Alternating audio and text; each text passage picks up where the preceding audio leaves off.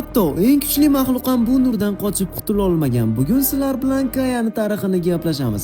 Mobile Legends bo'yicha foydali ma'lumotlarni o'tkazib yubormaslik uchun hoziroq obuna bo'ling. Samoviy saroy nurning eng muqaddas qo'rg'oni. Uni asrlar davomida chaqmoq posbonlari himoya qilib kelgan. Ularning tezligiga hech kim yeta olmas. Chaqmoqli qamchilari esa har qanday yovuz kuchni sehrdan mahrum qilib qo'yardi. Bu shunchaki qo'shin emas, bu nurning o'chmas irodasi edi. Bu ulug'vor qo'shinning sardori Kaya, u nurning kuchini sof energiyaga aylantira oladigan yagona posbon. Uning vazifasi nafaqat saroyni, balki oliy hukmdorni bevosita himoya qilish edi.